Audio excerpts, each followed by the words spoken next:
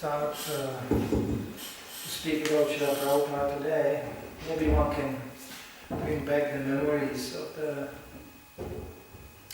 first, practically seems so to be the first initiation ceremony in ISKCON, in this movement, where one can safely say not one single one of the initiated disciples knew what he's doing.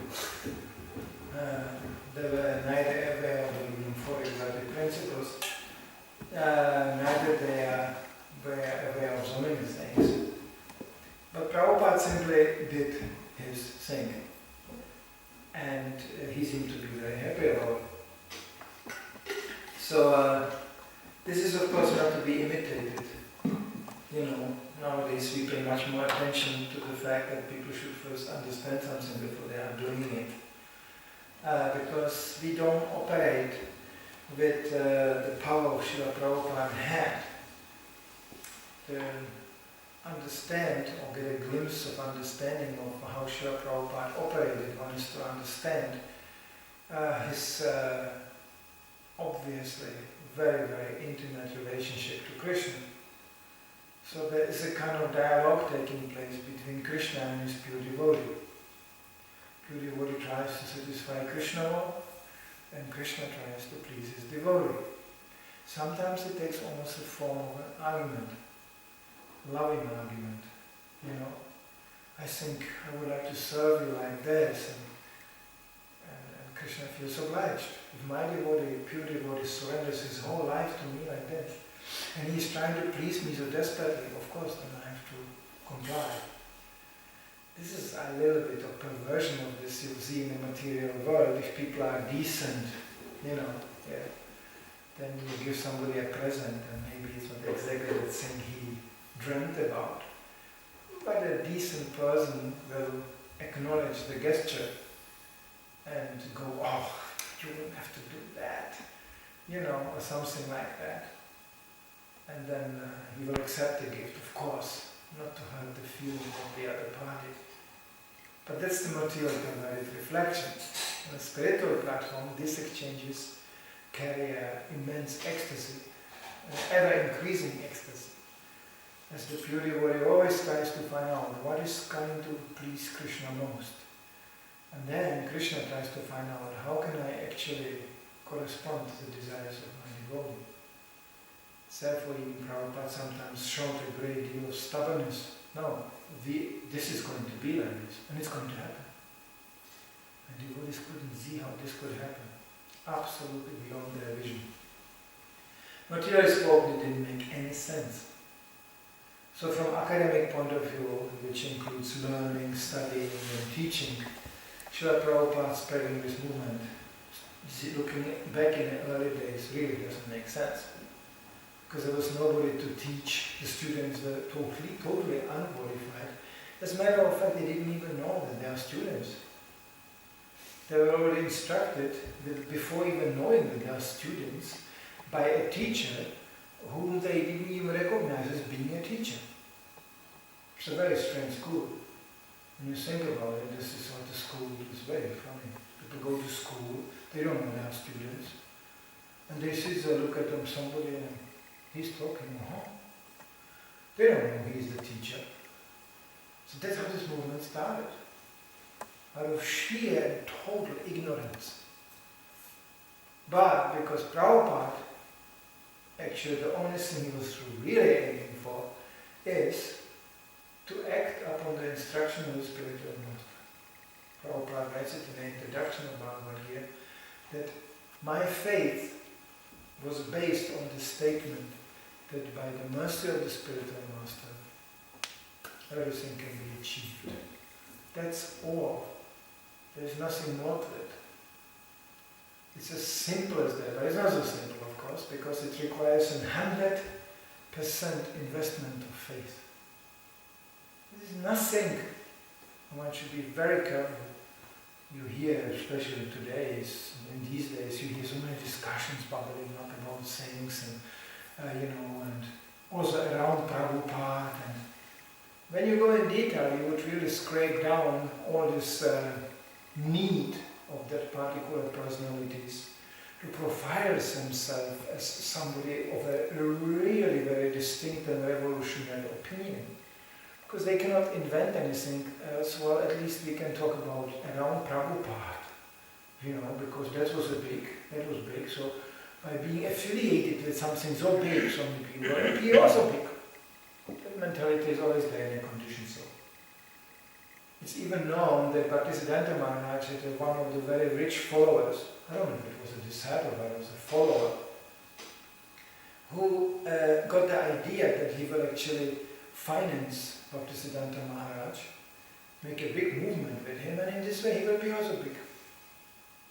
And this kind of idea was actually quite upsetting to the sannyasis which were Bhaktisiddhanta Maharaj and his Prabhupada called the intimate circle of disciples. There was all this sannyasis, and they couldn't stand this man, he was coming in and acting like he owns the whole movement, and, we can give more money, and they were always amazed how Bhaktisiddhanta Maharaj, how tolerant he was to him, because he was not tolerant to anything.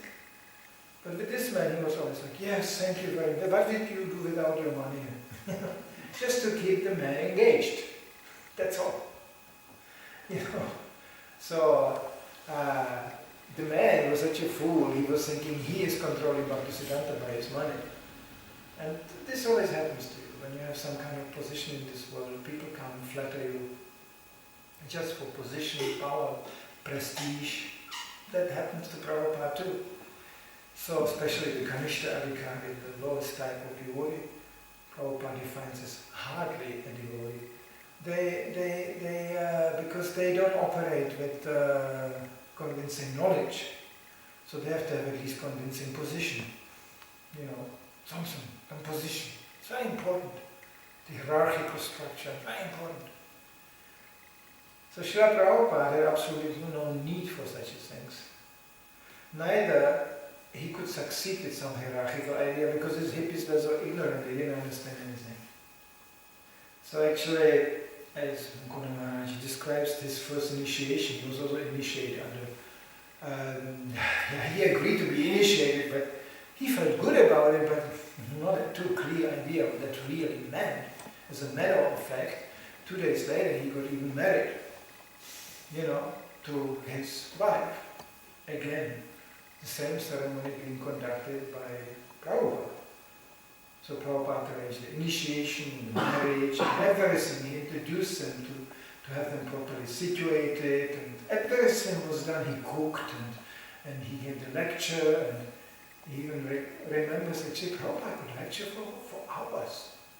The recorded lectures you have nowadays, mostly 45 minutes, actually in the initial days, Prabhupada was talking the whole day. Just always lecturing, all the time. It seems like he had all the time in the world, and always explaining, always lecturing, all the time. And then he was cooking, and then he was even cleaning after them sometimes. Because hippies just, so this was a really interesting party. That's all, So actually there's a nice thing how Nikolai winds it up and describes at the end, after the initiation ceremony, my guide on the journey was the Swami, this person who had become a friend, but was still a teacher. I liked him and I trusted him because unlike the other people of the cloth, means, religious dignitaries, people who, it's called, the people of the cloth means those who are monks, unlike the other people of the cloth I had met, he lived his life by the philosophy he spoke.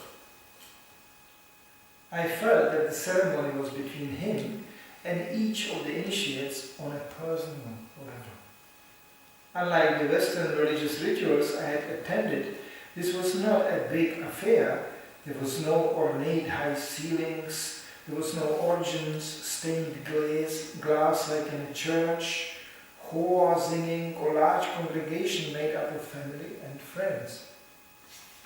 Here, in this modest, austere setting, it's in a flat, or in the shop actually, The ceremony was about the agreement made between him and me, the sealing of a commitment and sacrament that was not dependent on anyone or anything else. I felt happy that I was now officially part of the Swami's mission. And also he looked solemn, means not exuberant, like fired up. He, as he concluded the ceremony, I could sense that he too, he was happy. So you can see that, including the initiation, one element was already there, which should be always there. It was very personal, and it was personally binding. So that was clear. The external setting was highly simple. There was no movement here. There was no big ISKCON. There was nothing of this. Nothing to be compared with the initiations Prabhupada conducted later on. It was really a family affair almost. But it was extremely personal. And that thing remains.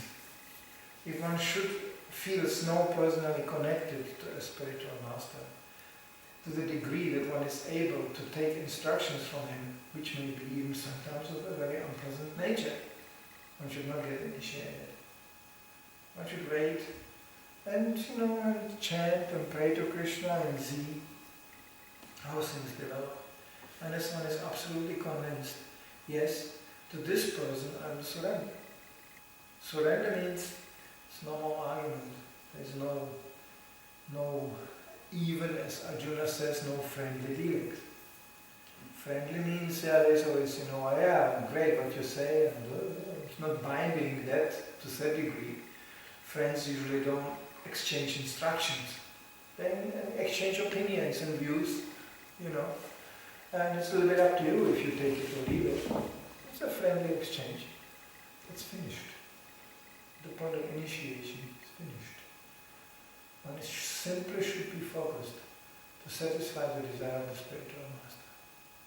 But again, no sane spiritual master will advocate blind followership. Prabhupada never did. Like he shocked his hippies in the early stage, saying that the spiritual master is like God. I'm shocked to hear this. It's created a big shockwave. What did the Swami say? He said he is God. But then, here in this book, also it's surfaced, like Mukunda or Bhakta Michael at that point, he said, yeah, but listen what he said. He didn't say that he is God.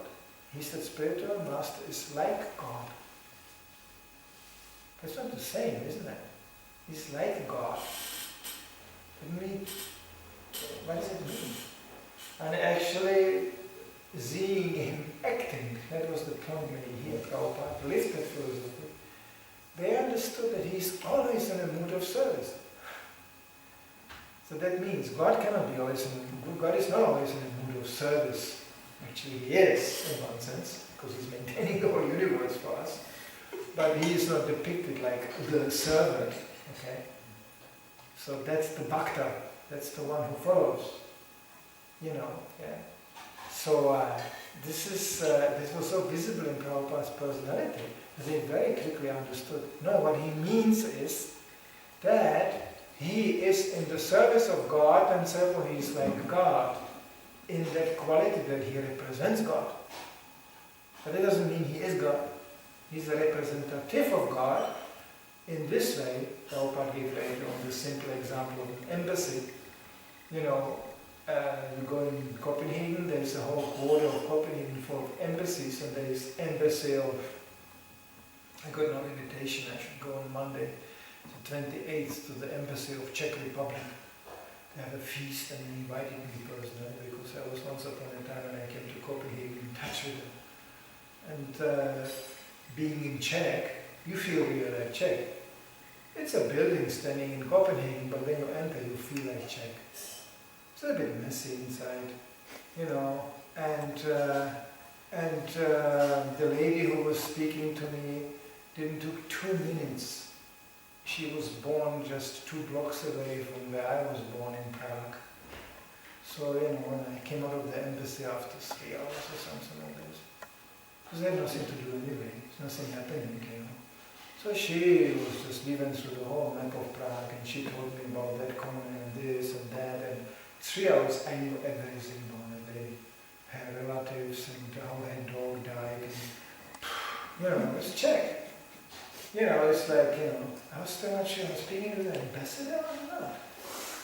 It's like she looked at that moment like the ambassador lady, because everybody was treating her very respectfully. She had a girl serving, bringing some papers, and I look at the girl and I asked her, was it from Prague? And she said, no, I'm from that town. I said, oh, that's my mother was born, I'm close to that town. And then she talked to me again, also half an hour, And then all these papers flying around, and then just, and then they were doing a new passport for me actually, but the new European Union standard passport. And she was operating it, you have to give even fingerprints, actually they are in the passport built in. And she has to kind of email it to Czech, and then I email it back. But obviously I was probably the third passport she did in her life, the new passport. So she was cursing the machine and she couldn't get it right. And she told me, I don't know sometimes if I'm stupid or they are in Prague, no stupid, look at this, they're not answering, and it was like, it was a little bit like sitting in some marketplace, not in an embassy, because it's Czech. I guess if you come to India, you get another response. If you come to Indian embassy, or if you come to an American embassy, you get another response. But this was a Czech embassy, This was like, and then you speak the Czech, they can hear on the dialect, oh, he's from Prague, and then she was immediately, poof, full in it. And she said, when we have something going on, can I send you an invitation? I said, yeah, why not? And I gave her my email, and now I'm invited to the celebration of the foundation of the Czech Republic, celebrated the embassy, in Copenhagen. And I know exactly what will happen. I will get there, and there will be just 6 people sitting there, and they will maybe serve some drinks, and then they will just talk about, how nice it is that the Russians were kicked out of Czech Republic or something like this. So the point is that when you come to an embassy, you get the idea of the, nonsense, this is Czech Republic. So Prabhupada gave it an example. So devotees very quickly got the point, Prabhupada means he's the ambassador, that means he is like God because he represents God. Yeah. And that put them at ease. So these things come because Krishna helped.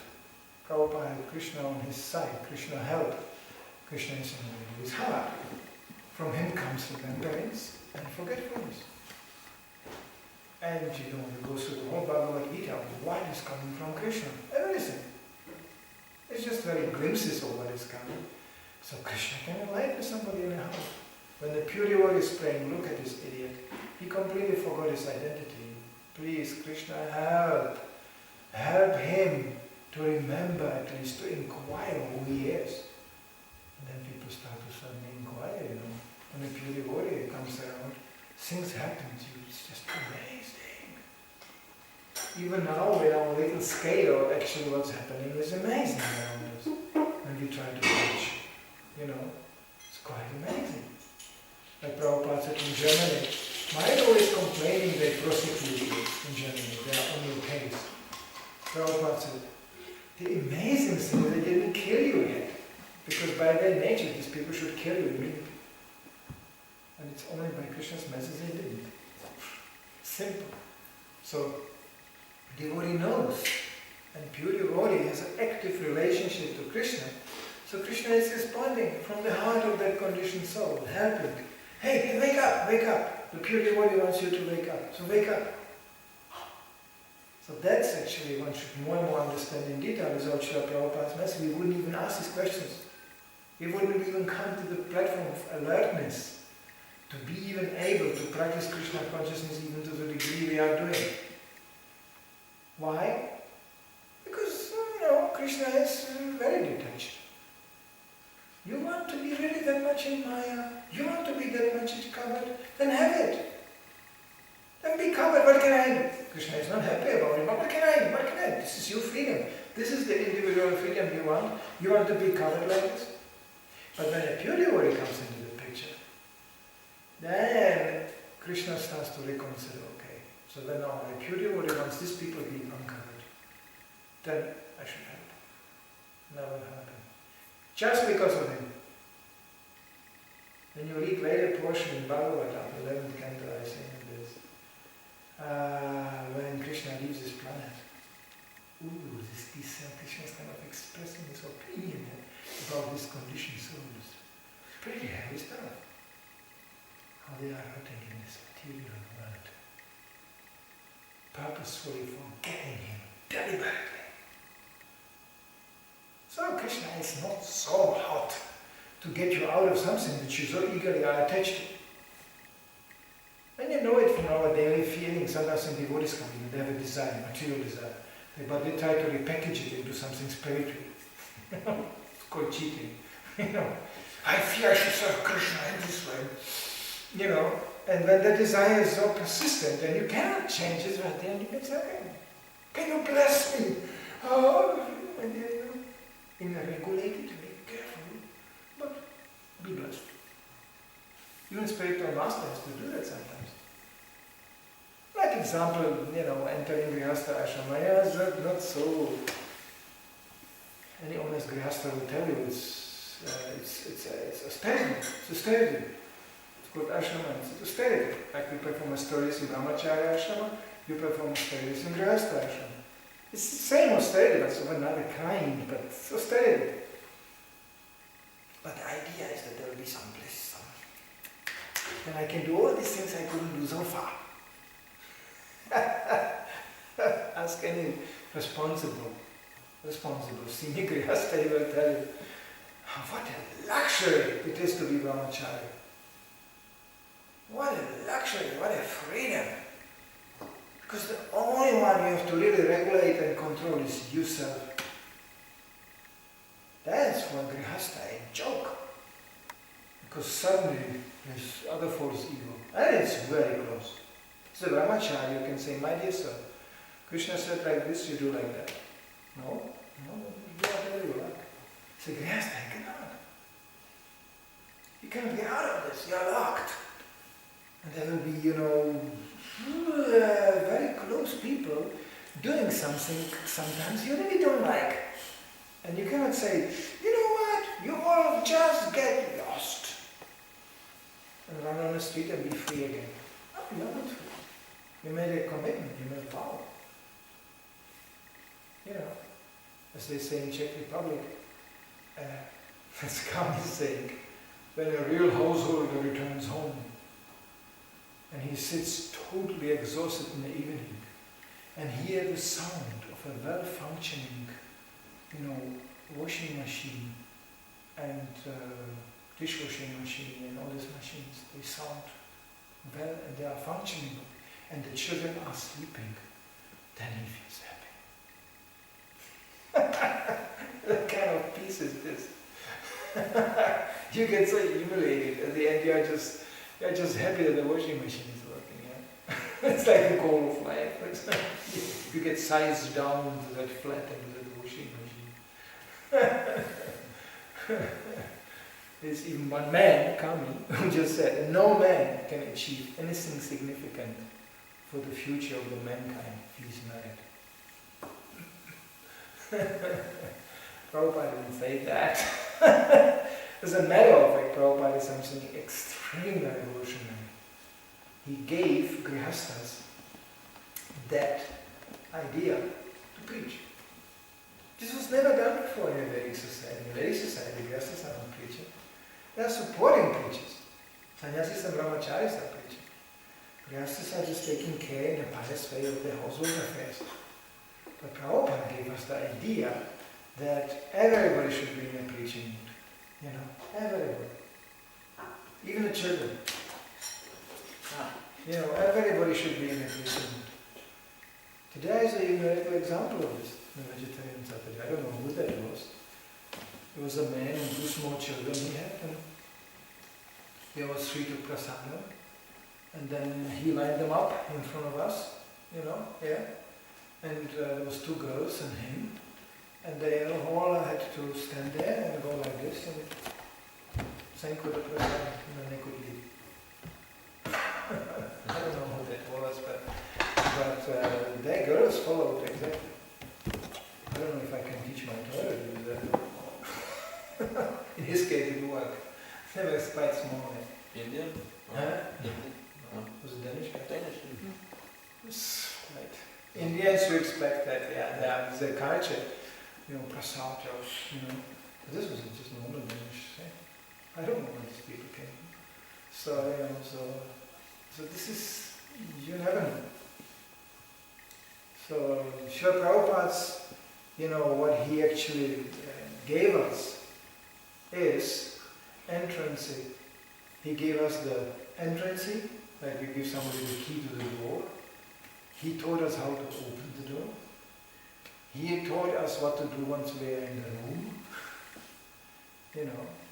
And he put the light on so we have a light so we can see what we are doing. The only thing we have to do is to enter that room. that Krishna doesn't do. Prabhupada said once a devotee leaving, he said, if Krishna cannot stop you, what can I do?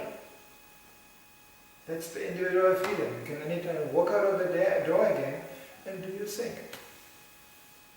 Under the impression that I will control my life. Yes, I'm the controller. I am the enjoyer. I'm the owner. Yes, really. Of what?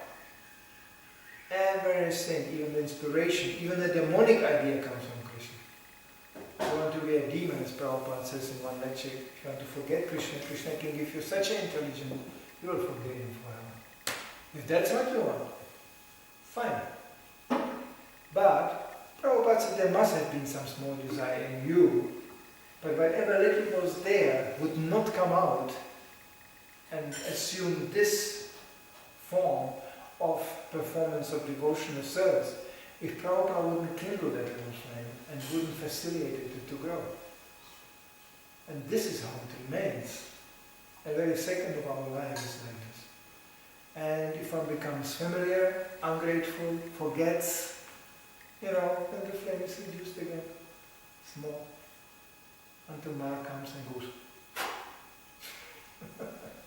Of course, it is described that the merit achieved by devotional service never goes in vain, but it will be covered, like frozen. Like you have money in the bank, but you cannot access it. So in a viva you are poor man again. Until it's reopened again. And again, this is entirely happening by the mercy of pure devotee and Krishna. So one should, that's actually a sign of advancement. As I think it was Sanatana Goswami, he was saying, I'm chanting Hare Krishna, and in this way I am surviving from minute to minute by the power of the Holy Name. This is realization. That I cannot even speak without Krishna's mercy, I cannot breathe without Krishna's mercy. And all this knowledge Krishna opens and gives only because of the mercy of the pure devotee. So I should always remember it. Prabhupada even said that there is a class of devotees, he called it the Dandavat class. He's stupid, he's crazy, he forgets everything except one thing. The spiritual master comes, he makes him Dandavat. That he never forgets. Prabhupada called the Dandavat class. And I think he had quite few followers of this brand. Any phony thing going, oh Prabhupada, bang! Prabhupada, give it, bang! Prabhupada called it the Dandavat class. Cannot do much more as the Dandavat, but that grants him still a place in this movement. At least that much he can do. Of course, these are very